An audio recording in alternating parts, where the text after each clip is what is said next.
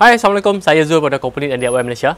Hari ini kita sambung lagi dengan sistem Aquaponik Siakap ni. Untuk hari ini saya akan tunjukkan macam mana cara untuk kita buat filter tambahan dengan menggunakan tong sampah ni. Dan untuk filter ni kita perlukan 3 biji tong, yang ni saiz 70 liter sebab biasanya ada dua saiz, 70 dengan 90 liter. Tapi untuk saya ni saya akan gunakan 70 liter saja. Yang ni memang saya beli online dekat Shopee. Nanti saya akan letakkan link dekat video description untuk tuan-tuan beli tong yang sama. Kemudian untuk benih siakap, hari ni dah genap 2 minggu saya masukkan benih siakap dalam ni. Dan setakat ni kematian cuma ada seekor saja mati. Pada hari ketiga seekor mati. Dan alhamdulillah sekali ni tak ada masalah, tak ada penyakit, tak ada apa semua. Semuanya nampak sihat alhamdulillah. Cuma pada minggu pertama tu dia stres, tak nak makan, makan pun terlampau sikit sangat. Dan bila dah masuk minggu kedua dia dah makan, dah semakin okey. Dah banyak yang mula hilang stres, dah mula makan dengan jumlah yang banyak. Okey, untuk makanan memang 100% saya bagi makan pellet yang high protein, 43% protein. Wah. Tapi kita jangan selalu sauk macam ni takut nanti dia akan stres dan dia punya sisik tu kalau tercabut, bila ada sisik tercabut ikan mudah terkena jangkitan. Okey, untuk kali ni nampaknya agak okey, sihat. Cuma dia punya pembesaran tak sekata, ada yang kecil, ada yang besar. Dan saya rasa saya kena asingkan yang terlampau kecil ni, kena letak dalam tangki yang lain, yang besar ni dalam tangki yang lain sebab dia ni bersifat carnivore. So dia akan makan ikan yang lain kalau tak cukup makanan. So kita kena pastikanlah makanan kena cukup. Kalau tengok yang ni dah saiz dekat 4 inci dah, ni pun besar tapi ada juga yang kecil. Alhamdulillah sihat, tak ada tanda-tanda penyakit, tak ada masalah reput ekor, semua tak ada. Cuma pembesaran lah kurang sekata. Okey, untuk siakap ni kalau pembesaran tak sekata macam ni memang satu masalah sebab takut nanti yang besar tu dia akan makan ikan-ikan yang kecil. Jadi kita ingatkan banyak ni, rupanya dah banyak yang kena makan, tak tahulah tinggal berapa. Jadi saya ingat hari ni saya kena keluarkan dulu semua benih siakap yang ada ni. Saya akan keluarkan, kemudian kita akan asingkan. Yang besar saya akan masukkan ke dalam akuarium yang ada 2 ekor yang batch pertama dulu. So yang kecil saya akan biarkan dalam tangki ni. Okey, untuk batch yang ni memang jarang sangatlah saya kacau sebab saya tak nak dia stres. Jarang saya sauk tengok. Tapi itulah masalah dia pula. Dia jadi macam ni sebab dia masalah cannibalism ni. Sebab dia yang besar akan makan yang kecil. Jadi nampaknya memang kena selalu check jugalah, kena selalu check, kena buat pengasingan. Kalau dia punya saiz tu perbezaannya ketara sangat, memang kita kena asingkanlah. Kalau tak nanti mungkin dah banyak yang kita dah kena makan tu. So kita masukkan air, kita pindahkan benih ke dalam ni. Tapi memang ni dah cabaran dalam ternakan Kadang kita jumpa satu masalah sudah selesai, kita akan jumpa pula masalah yang lain. Ini salah satu contoh masalah lah. Tapi tak kisah sangatlah. Yang penting bagi saya buat masa ni, yang penting siakap tu boleh hidup dalam sistem aquaponik ni. Kemudian masalah tu kita cuba carilah jalan penyelesaian ya. Semakin banyak masalah, semakin banyak benda yang kita boleh belajar. Okey, bubble oxygen jangan lupa. Sebab siakap ni memerlukan tahap DO yang tinggi. Okey, kita keluarkan dulu semua. Kemudian kita akan asingkanlah. Kita pilih yang mana yang besar, kita akan masukkan ke dalam akuarium.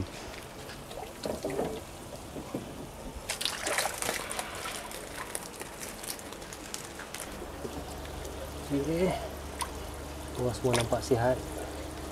Itulah, ada yang kecil, ada yang besar. Masa saya tengah keluarkan semua siakap tadi, kita jumpa seekor yang ni pelik sikit. Pertama dari segi saiz, ni yang paling besar yang ada dalam tangki tu. Kemudian, okay, kalau tengok ni saiz dia dalam 4 inci lebih lah. Saya tengok perut dia memang buncit, memang besar. Mula saya ingat baru lepas makan. Tapi rupanya bila saya pegang perut ni, keras. Okay. Kalau dia yang makan pellet, kalau kita pegang perut ni, kita akan rasa lembik je perut dia. Tapi yang ni memang keras. Memang rasa macam ada ikan dalam ni. Maksudnya yang ni lah pemangsa yang duk makan benih-benih yang lain. Seekor ni. Sebab kalau pegang ni, memang rasa lain. Memang rasa bentuk pun memang bentuk macam ikan dalam perut dia ni.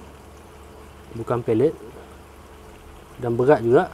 Saya tengok dia berenang pun dah tersengit-sengit. Sebab mungkin yang dimakan ni besar juga ikan dalam ni. Sebab siakap ni memang sifat dia memang cannibal. Okey, dia memang makan ikan yang lain. Lagi satu masalah dia, bila sekali dia dah makan ikan macam ni, dia tak akan makan lagi pellet. Jadi yang seekor ni saya sebut dah 4 inci, saya akan pindahkan ke dalam akuarium. So nanti kita akan ada 3 ekor lah ikan dalam akuarium yang akan kita bagi makan dengan ikan saja. Okey, saya nak pindahkan balik. Yang seekor tadi saya dah masukkan dalam akuarium. Jadi sambil saya nak pindahkan balik ke dalam tangki ni, saya akan kira berapa ekor yang tinggal. Okey. Harap-harap banyak lagi lah.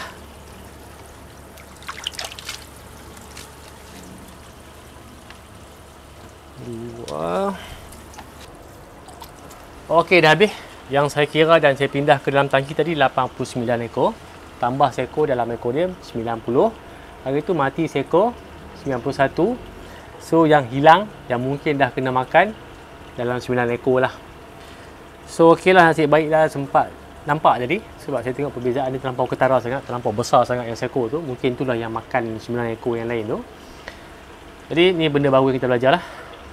So sekarang kita akan sambung untuk buat filter. Untuk filter kita ada 3 tong, 3 jenis filter kita akan buat.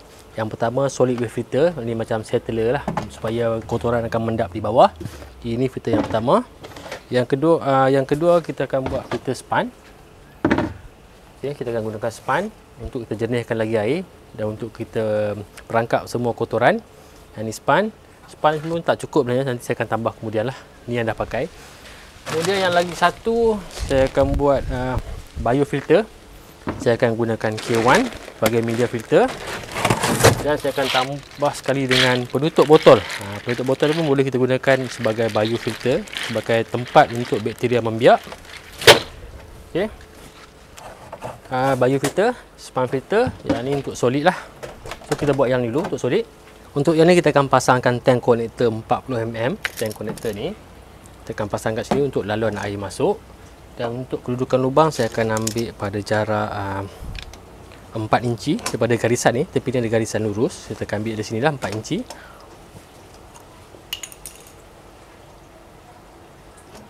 Dan kita akan buat lubang pada tengah-tengah. Dan untuk tebuk lubang untuk tank konektor ni saya gunakan hole saw 45mm. Sebab tank konektor yang kita guna adalah tank konektor 40. Jadi hole saw kita kena guna 45mm. Dan untuk tebuk ni saya akan setkan drill pada kedudukan reverse.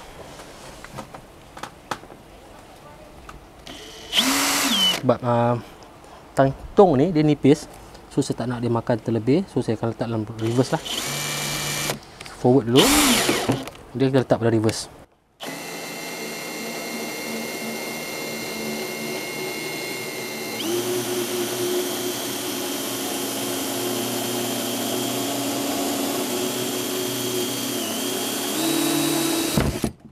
Okey.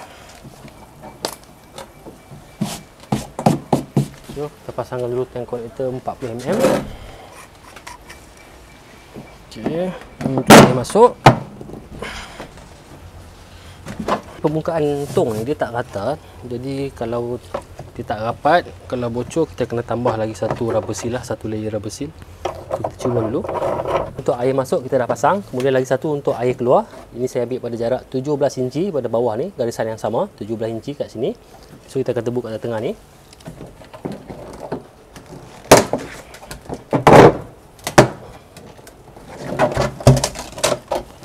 Okey, air masuk, air keluar, lagi satu untuk kita mencuci nanti. Untuk yang ni kita akan pasangkan tank konektor 20mm. So jarak ni saya akan ambil pada jarak 1,5 inci daripada garisan ni. Dan hole saw saya gunakan hole saw yang ni 25mm. Okey. Kita tebuk kat sini.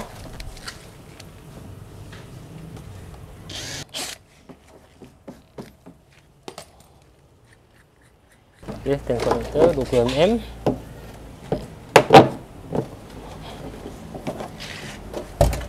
Untuk bahagian yang tank konektor 20mm ni, untuk mencuci nanti tu kita akan pasangkan soket 20mm.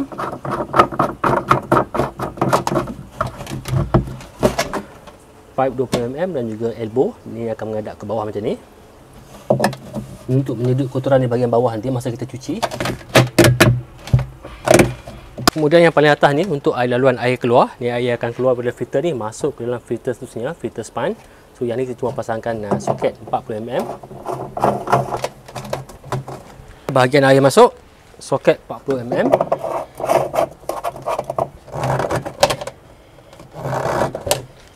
Kemudian pipe 40mm, elbow 40mm menghala ke atas. Dan pastikan berada di bahagian tengah-tengah ni. Sebatang pipe 40mm kita pasangkan pada elbow ni. Dan ketinggian ni saya ambil lebih kurang sama tinggi dengan bahagian soket air keluar ni. Yang ni kita kena play around lah, kita kena try mana ketinggian yang lebih sesuai. Saya cuba dulu. Sekarang ni lebih kurang sama aras lah. Untuk steering wheel, saya gunakan pipe UPVC saiz 6 inci. Sepatutnya kalau saiz 4 inci pun dah okey. Tapi ni yang saya ada 4 inci dah habis. Malas nak pergi kedai hardware. So saya gunakan pipe 6 inci ni. Yang ni panjang dia 14 inci. Kedudukan dia akan duduk macam ni. Dan dia akan tergantung. Jadi kita kena cari cara macam mana kita nak buat supaya steering wheel ni dia akan tergantung macam ni. Untuk gantungkan steering wheel ni, saya akan tebuk 3 lubang. Sini, sini dan juga sini. Dan kita akan pasangkan tank konektor 15mm. Kita akan tebuk dengan menggunakan hose 20mm. Okey, pada steering wheel ni kita akan pasangkan tank konektor 15mm. Inilah sebagai anchor point untuk tergantung kita punya steering wheel ni.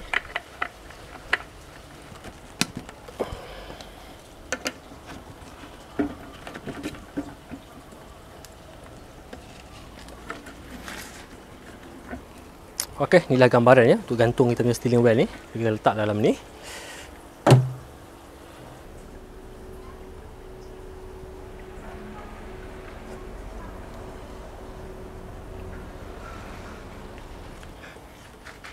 Okey.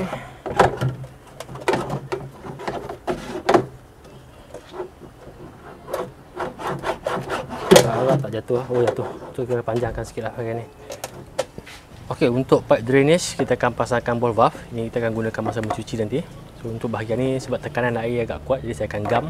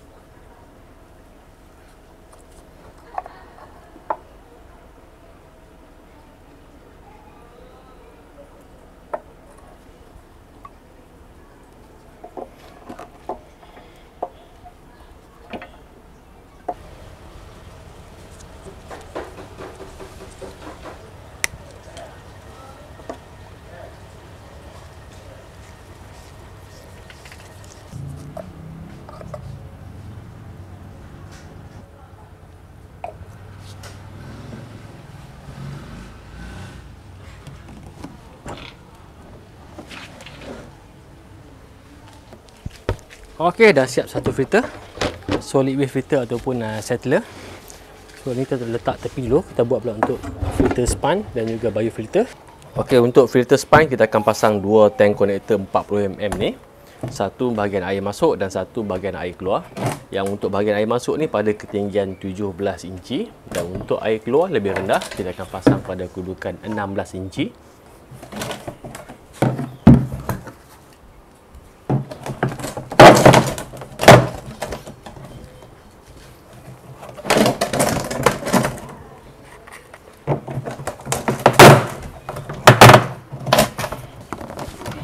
Untuk mudahkan kita cuci filter ni nanti, saya akan pasangkan tank konektor 20mm. Saya akan tebuk kat sini. Saya ambil jarak 1,5 inci daripada garisan ni.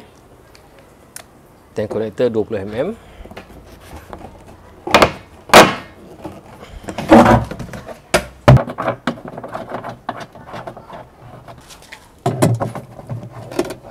Dekat bahagian dalam soket pipe 20mm dan juga elbow, dia akan menghadap ke bawah.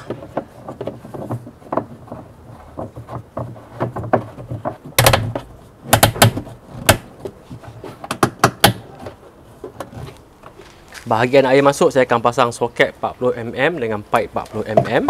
Okey, bahagian air masuk ni lebih tinggi kalau dibandingkan dengan bahagian air keluar ni.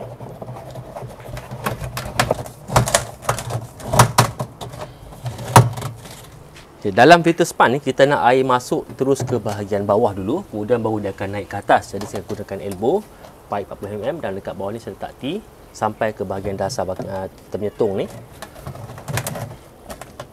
Dan kedudukan ni mesti tengah-tengah, nanti senang kita letakkan span nanti. Tapi untuk span nanti, span tu tak boleh terus rapat ke bawah, dia mesti duduk atas sikit daripada pipe air masuk ni. Jadi saya akan gunakan penutup baket ni sebagai platform untuk kita letakkan span. Saya dah tebuk lubang gunakan hose 40mm, kemudian saya besarkan sikit lubang ni menggunakan pisau. Kita akan pasang pada pipe yang turun ke bawah ni.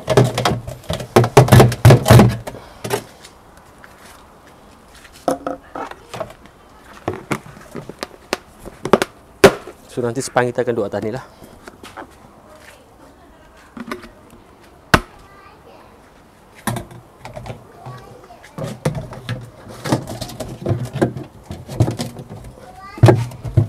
So, kita dah ada tempat untuk letakkan span nanti.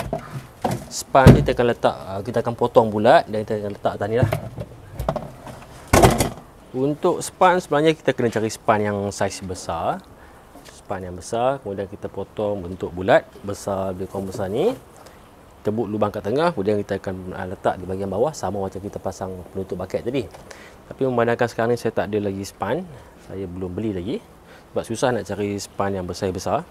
So saya gunakanlah apa yang ada dulu. Saya akan letak dulu span ni kat bahagian bawah. Ni Japanese mat. Ni sementara je lah, at least boleh tapis jugalah. Nanti baru kita akan masukkan span yang baru yang lebih besar.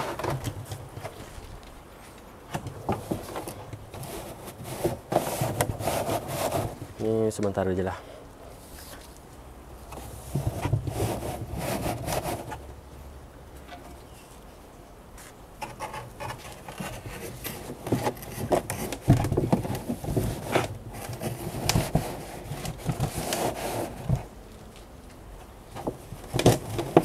Sikit pun dah okey lah, lebih tak ada langsung kan. So dah ada span ni, baru kita akan tukar balik span ni. Kemudian untuk tank konektor yang 20mm ni, yang ni berfungsi untuk masa kita nak cuci filter ni, kita nak buang air, kita akan buang ikut sini lah. Dan bahagian ni memang kita kena gunakan gam sebab tekanan air ni agak kuat nanti. Kalau tak gam memang dia akan tercabut lah. So yang ni kita kena gam betul-betul, jangan tercabut. Dan drainage ni memang penting lah. Kalau tak nanti susah masa kita nak cuci filter, nak katakan kita nak cedok pula air keluar kan. So nanti kita cuma buka je bawah tu, air semua akan keluar.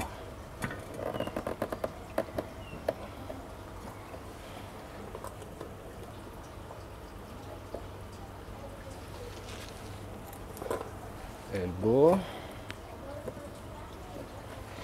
Pastikan tegak. Sebab nanti kalau dah keras, dah susah kita nak adjust.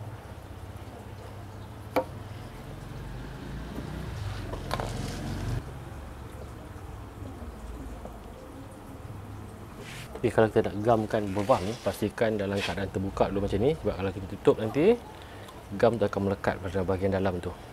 So pastikan kena buka dulu, baru kita sambungkan.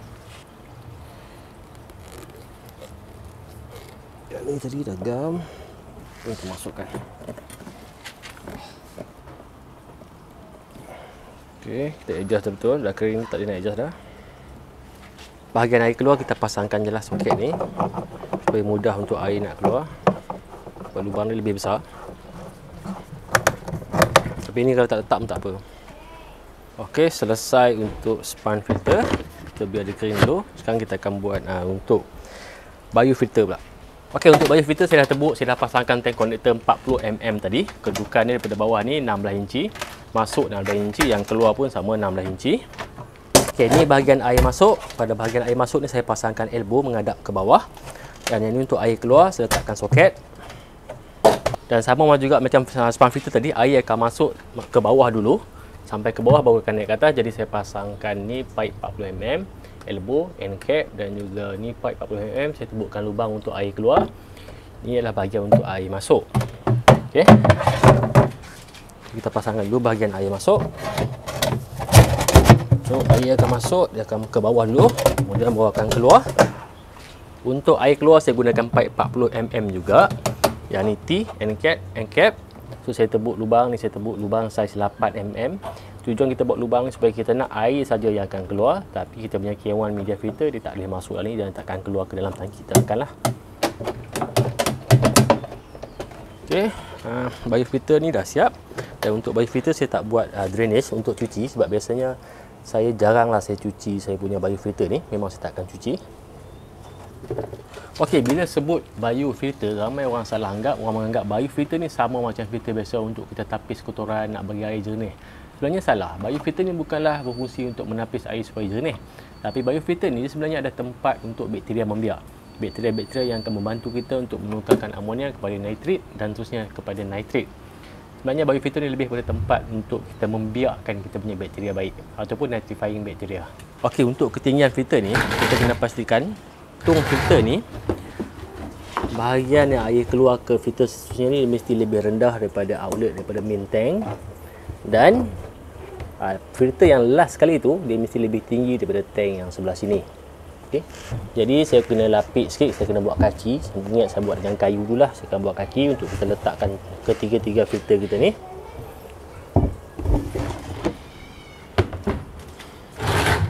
Saya dah pasangkan pelapik kayu sebagai kaki sementara. Ni yang paling hujung sebelah sini kita punya biofilter. Dah sambungkan kepada filter span. Yang paling hujung sekali kita punya solid waste filter. Jadi kita akan sambungkan filter ni kepada kita punya main tank sebelah sini. Pada kita punya solid waste filter ni saya akan pasangkan elbow.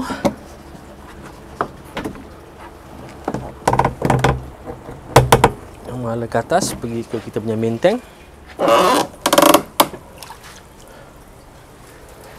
Okey, pipe tadi kita sambungkan kepada overflow daripada main tank.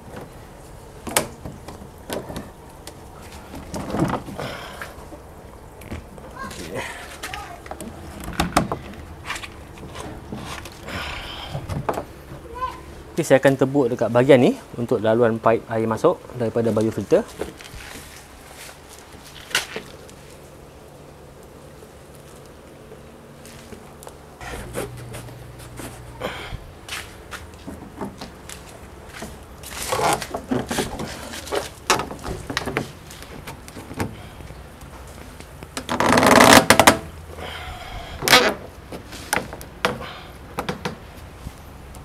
Okey, dah siap pasang.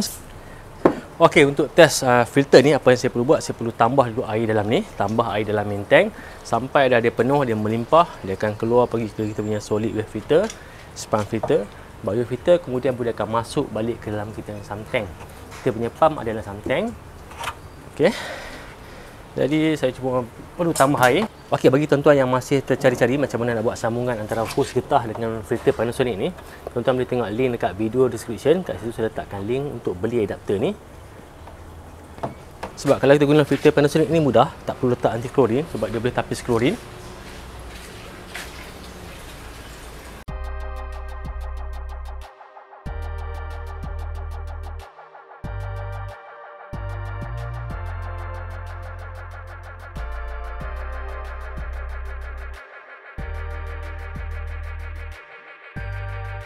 Okey, untuk filter ni dah siap. Cuma sekarang saya perlu tunggu untuk air penuh melimpah masuk ke dalam filter, kemudian masuk ke dalam sump tank. Kemudian saya akan onkan pump. Dan nampaknya setakat ini saja untuk video kali ini. Dalam next video saya akan share lagi tentang perkembangan tentang filter ni, apa masalah yang saya jumpa selepas pemasangan filter ni. So sampai jumpa lagi. Assalamualaikum.